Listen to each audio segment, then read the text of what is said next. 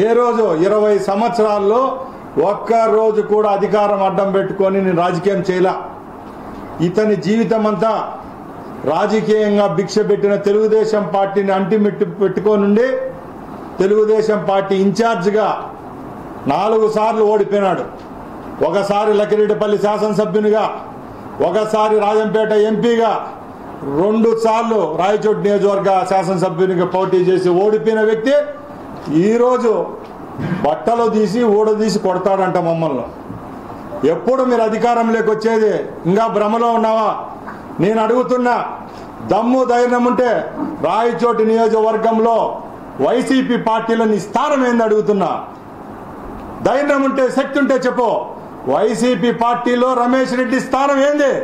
నువ్వు 11 కోట్ల రూపాయలకు అమ్ముడుపోయిన వ్యక్తివి. ఈరోజు నాగా గురించి మాట్లాడే దమ్ముందా? ఒక్క టిప్పరు కంకరు ఎవడో మంత్రి పేరు చెప్పి తీసుకొని పోతే మంత్రి సహోదరుడికి, మేనల్లుడికి, బంధువులకు అంటగట్టే నీచమైన సంస్కృతి నీది. నేను చెప్తున్నా, 9 నెలలుగా అధికారంలో ఉన్నాం, శాసనసభ్యునిగా, మంత్రిగా ఈ నియోజకవర్గంలో ఉన్నా. ఎక్కడైనా నా తరపున ఎవరైనా దందాలు చేశారా? నేను అడుగుతున్నా. ఈరోజు నేను మట్టి అమ్ముకుంటున్నా అన్నావు, ఇసుక అమ్ముకుంటున్నా అంటున్నావు, అలాగే కంకర అమ్ముకుంటున్నా అన్నావు. నీకు దమ్ము ధైర్యం ఉంటే ఈరోజు రాయచోటి ప్రాంతంలో 11 క్రషర్లు ఉన్నాయి. నేను చెప్తున్నా, ప్రమాణం చేస్తా, వచ్చి ఎవరైనా రాంప్రసాద్ రెడ్డి కప్పం కట్టమన్నాడేమో నువ్వు చెప్పించగలవా అని అడుగుతున్నా.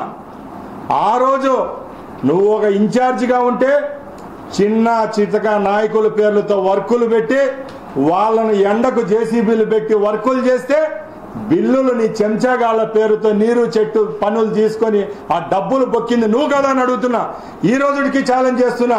గౌరవ ముఖ్యమంత్రి చంద్రబాబు నాయుడు గారు తెలుగుదేశం పార్టీ కార్యకర్తలు నష్టం పోయినారని 2014-19 మధ్యలో పనులు చేసిన వాళ్ళకి బిల్లులు వస్తా ఉంటే ఆ రోజు నువ్వు చేసుకున్న వర్కులకు కూడా ఎవరైతే తెలుగుదేశం పార్టీలో ఉన్న కార్యకర్తలను నువ్వు రాయబారాలు పంపి ఆ బిల్లు నాకు ఇవ్వండి అని అడగలేదా నేను అడుగుతున్నా. అంతే తప్పక మా మీద నిందలేయడం పెద్ద గొప్ప కాదు. ఈరోజు రాయచోట్ల రౌడీజం అంటున్నావు. నేను ఒకటే చెప్తున్నా, నువ్వు 8 నెలల తర్వాత ఈ పార్టీలో ఉన్నావు, వైసీపీలో. ముందంతా నీకు రౌడీజం కనపడలేదా? ఆ రోజు నీ వీడియోలన్నీ ఎన్నికది. ఆ రోజు నువ్వేం చెప్పావు? జగన్ గురించి ఏం చెప్పావు? ఇక్కడ స్థానిక శాసన సభ్యుని గురించి ఏం చెప్పావు? ఆ రోజు ఒకటి, ఈ రోజు ఒక నీతి అని నేను అడుగుతున్నా. ఈరోజు నిజమైన పార్టీ అధికారంలో ఉంది, న్యాయపరంగా మేము పాలిస్తున్నాం కాబట్టి రౌడీ షీటర్లు ఎవరైతే ఉన్నారో వాళ్ళందరినీ నిన్న చేతులకు బేడీలు వేసి టౌన్లో తిప్పామా లేదా అని అడుగుతున్నాం. ముఖ్యంగా మేము ఒకటే చెప్తున్నాం, ఈరోజు నువ్వు ప్రెస్ మీట్లు పెట్టినప్పుడు నిన్న మొన్న నీ పక్కన కూర్చున్న రౌడీ షీటర్లు కాదని మేము అడుగుతున్నాం. అంతే తప్పక మా గురించి ఏమన్నా మాట్లాడితే, మా కుటుంబం గురించి ఎక్కడన్నా మాట్లాడితే సహించే ప్రసక్తే లేదని తెలియజేసుకుంటున్నాం. ఒకటే చెప్తున్నా, ఏదైనా నీకుంటే న్యాయపరంగా మా పైన చర్యలు తీసుకో. అంతే తప్పక నువ్వు ప్రెస్ మీట్లు రాత్రి 12కు పొద్దున్నే 10 గంటలకు ప్రెస్ మీట్లు పెట్టి మా గురించి కామెంట్ చేస్తే రాయచోట్ల తిరగలేవని చెప్తున్నా. ఎందుకంటే ఈరోజు నా మీద 2 అభియోగాలు పెట్టాడు ఆయన. 12 కోట్ల రూపాయలు ఆయన క్రషర్ మీద ఫైన్ వేయించాడంట మంత్రి పెత్తనం ఎంతవరకు ఉంటుందండి? ఒక 2 లక్షలు, 3 లక్షలు, 4 లక్షలు ఫైన్ వేయించే శక్తి ఉంటుంది. నేను మైన్స్ మినిస్టర్ కాదు. నువ్వు గత 10 సంవత్సరాలు ఎప్పటి నుంచి అయితే క్రషర్ పెట్టావో అక్రమంగా మైనింగ్ చేస్తే ఈరోజు రాష్ట్రంలో అలాంటి వాళ్ళందరినీ తాటి తీసేదానికి ఎన్ఫోర్స్మెంట్ ఒకటి పెడితే గవర్నమెంట్, ఆ ఎన్ఫోర్స్మెంట్ వాళ్ళు నీ మీద 12 కోట్ల ఫైన్ రాస్తే అక్కసుతో అది నేను వేయించినానని ఈరోజు చెప్పుకుంటున్నావు.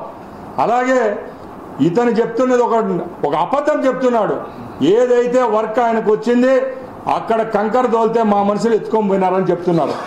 ఒకసారి గమనించండి, మీ అందరికీ ఈ పేపర్ కూడా ఇచ్చా. గత వారం రోజుల ముందు NHE ఎవరైతే ఉంటారో ఆయనే వీళ్ళకి లెటర్ ఇచ్చారు.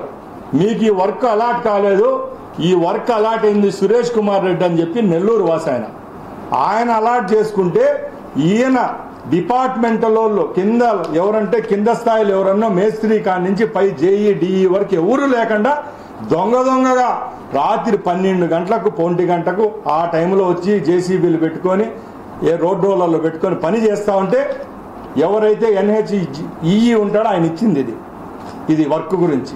అంతే తప్పక మా గురించి మాట్లాడడం కాదు. ఈ రోజుకి చెప్తున్నా, ఎవరైతే మా టిప్పర్లు మా లారీలు అని చెప్తున్నావో చెప్పు, నేనే వాళ్ళ మీద పోలీస్ స్టేషన్ కేసు కంప్లైంట్ ఇచ్చి లోపల వేపిస్తా.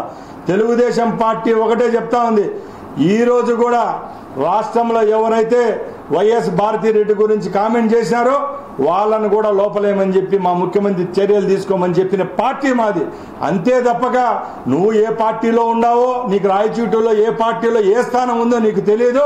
నేను ఛాలెంజ్ చేస్తున్నా, నువ్వు వచ్చే 5 సంవత్సరాలకు నువ్వు రాయచూటి వైసీపీ పార్టీ అభ్యర్థివా అని నేను అడుగుతున్నా. నీ స్థానం నీకు తెలియదు, కానీ ఈరోజు మా మీద అవాకులు చవాకులు పేలితే మర్యాద ఉండదని తెలియజేసుకుంటూ సెలవు తీసుకుంటున్నా.